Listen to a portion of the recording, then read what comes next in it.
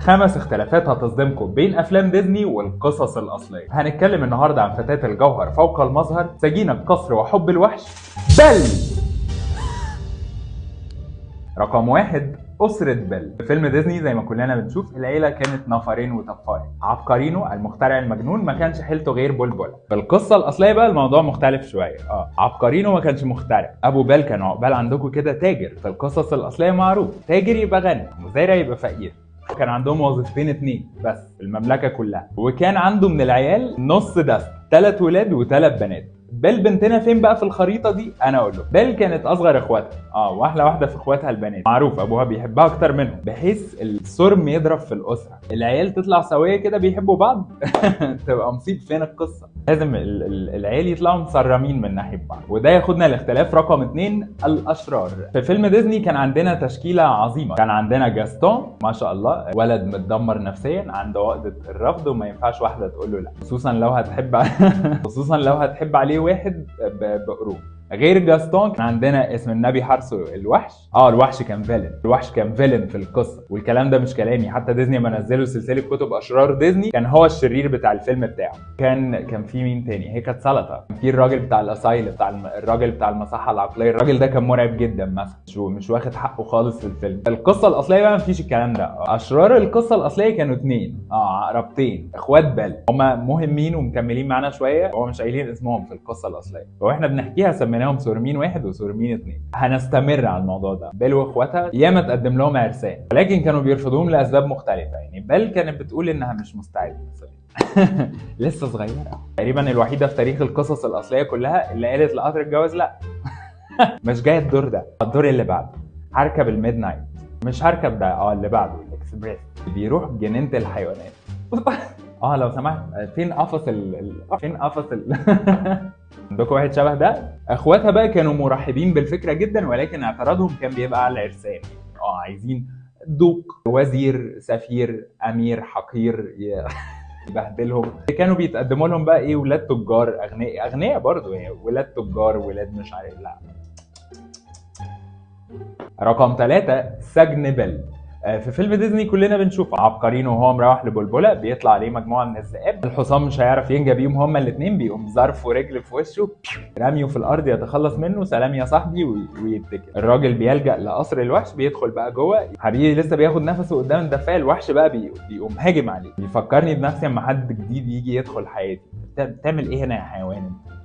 تقوم واخده زاجك بيه في السجن. بل تيجي بقى تقول له سيب ابويا وخدني. خد ده تعمل ايه؟ ده السر الالهي هيطلع لوحده كمان يومين، انما انا ابننا الوحش هيوافق يتخلص من ابوها، وتبقى بل بنتنا سجينه قصر الوحش. في القصه الاصليه بقى الموضوع مختلف شويتين 3. ابو بل كان تاجر غني جدا، ولكن بين يوم وليله حبيبي خسر فلوسه كلها. كان حاطط فلوسه كلها في بضاعه على سفن، البحر كلها، لدرجه انهم اضطروا يبيعوا كل ممتلكاتهم وراحوا عاشوا في بيت نونو صغنن كده بتاعه في الريف. في يوم من الايام هيجي له تليفون من مين؟ الو حاج ابو بل، لقينا سفينه من بتوع حضرتك. الراجل هيزقطط من الفرحه، هيقوم لامم عياله عشان يسالهم يجيب لهم ايه وهو جاي. سورمين 1 سورمين 2 هيطلبوا المنيو كلها. بص يابا، عايزين كل حاجه، عايزين معاك ورقه اكتب ذهب كتير، لؤلؤ، الماظ يابا، بواريك، بناتك محتاجه بواريك، فساتين بقى، فساتين ديزاينر، ليه صعب؟ هات سهل.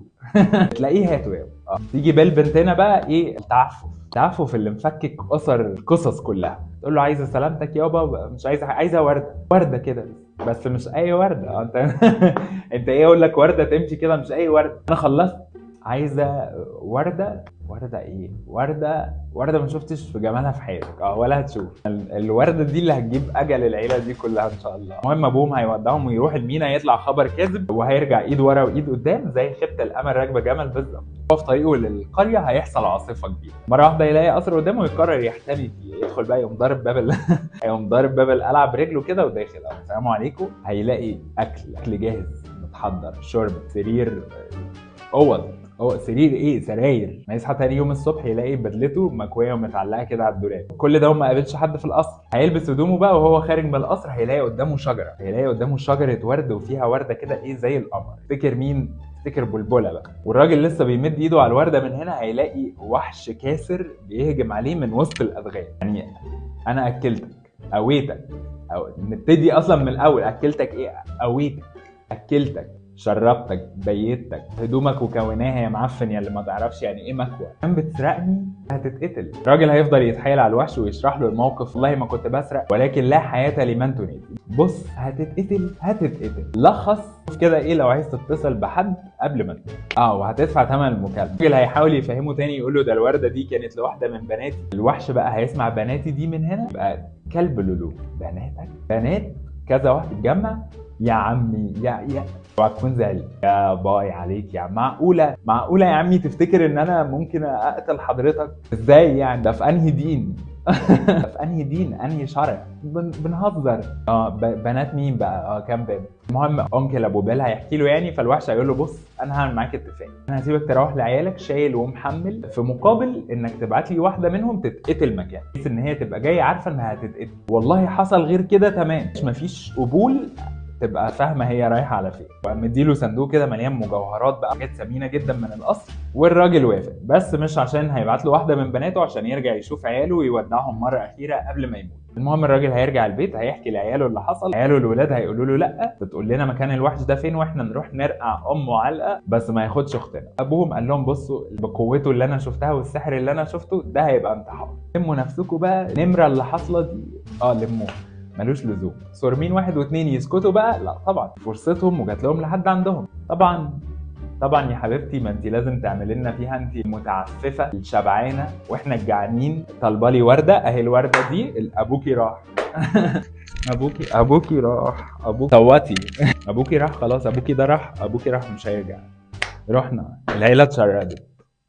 وانت السبب، انت ووردتك، روحي منك لله. هتقوم داخله في رسام تقول لهم يعني يا سلام يا سلام، وانا في ديك الساعه ما اموت مكان ابويا حبيبي. ده يوم المنى، ده يوم المنى، ده يوم ما اموت مكان ابويا حبيبي كده وانقذ حياتي. كلمه من هنا على كلمه من هنا، بيل هتقنع ابوها انها لازم تضحي بنفسها وتروح مكانه للوحش.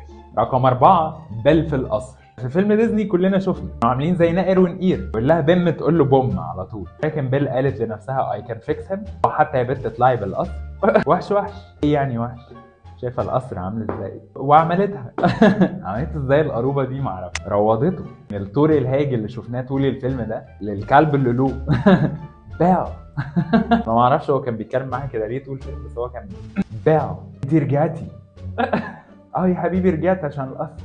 طبعا رجعت. حد يسيب العز ده كله ويقعد في الخرابه ده؟ نروح بقى للقصه الاصليه. في القصه الاصليه ما كانش فيه اي كان فيكس. هو الولد كان جاي سليم بالضمان بتاعه من اول يوم، اصلا دخلها المكتبه. اول كتاب مسكته كده فتحته لقيت مكتوب فيه امر ليكي في القصر كل اللي بتتمنيه ملك.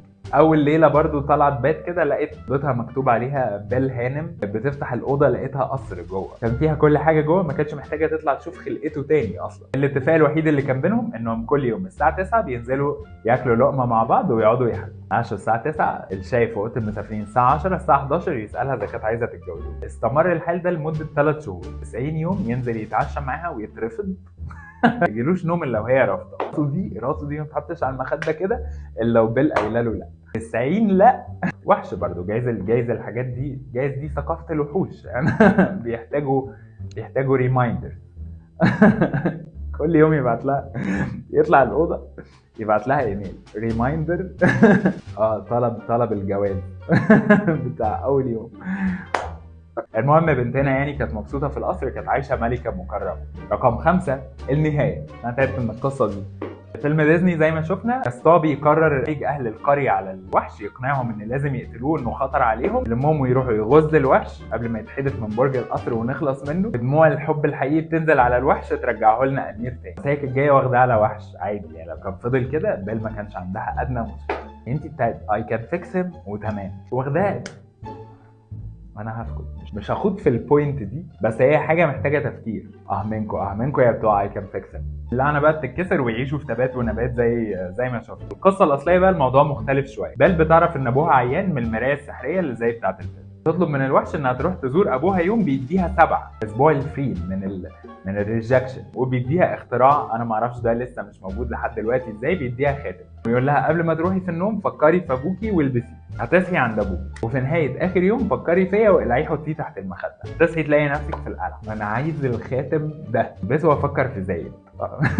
المهم بيل بتعمل كده فعلا وتروح تزور ابوها. لما بتروح بقى بتلاقي حاجات كتير جدا اتغيرت. هم اصلا كانوا فاكرينه كلها كل ده، هم كانوا متفاجئين انها لسه عايشه. بيل دخلت بقى لقيت ايه، عقبال عندكم كده سورمين واحد واثنين اتجوزوا. واحده اتجوزت واحد غني جدا ولكن ما بيطيقهاش، هي بالنسبه له كماليات يعني، راجل غني عايز واحده شكلها حلو. الثانيه اتجوزت واحد المفروض انه ذكي جدا ولكن تعبان في دماغه، ما يستخدمش ذكائه غير في الاذى، ففاشل ومالوش لازمه، سورم زيها.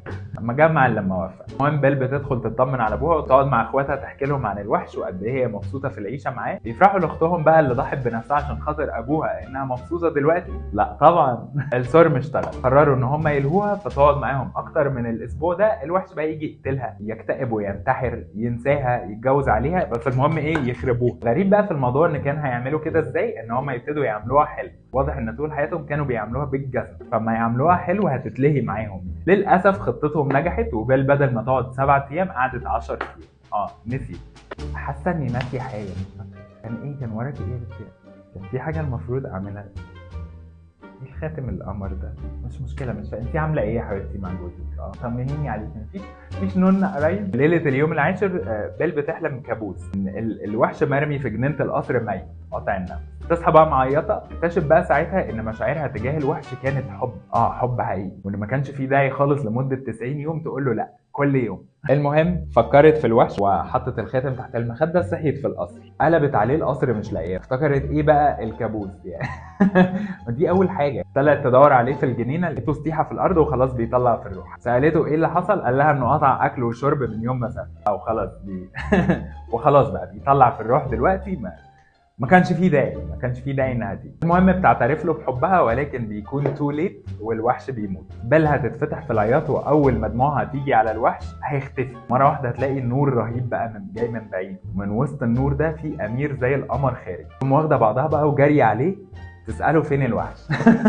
بيتك يخرب بيت الكتب تقريهم ليه؟ طيب الحمد لله الامير بيطمنها ويقول لها ان هو الوحش. انت حصل لك ايه اما رحتي عند، ما كنتيش كده؟ يقول لها ان كان في جنيه شريره حاطه عليه لعنه انه يبقى وحش لحد ما يلاقي حد يحبه لغير مظهره. بياخدها ويدخلوا القلعه، تلاقي ابوها واخواتها كلهم جوه. كاتبه كتاب بقى دلوقتي. معاهم جنيه طيبه كده كان ليها دور في القصه، يبارك لها على تضحيتها ونقاء قلبها. وتحول سورمين واحد وسورمين 2 لتماثيل في وسط القلعه كده. يتفرجوا كل يوم على بيل وهي عايشه في سعاده وهناء مع الوحش، كعقاب ليهم على لقمهم وخبزهم وصرمهم مع اختهم، وانهم يوم ما هيعرفوا ان الحب مش بالمظاهر والماديات والفلوس والحاجات دي كلها هيرجعوا بني ادمين تاني. وتوته خلصت الحدوته. قولوا لي في الكومنت شايفين ديزني كان عندهم حق يغيروا القصه الاصليه ولا لا، وعايزيننا نتكلم على مين في الفيديو الجاي. ولو عايزين تعرفوا قصه بيوتي اند ذا بيست الاصليه الكامله المليئه بالاثاره والمغامرات، هنزلها لكم في بلاي ليست اوريجينال فيري تيلز على انستجرام. باي.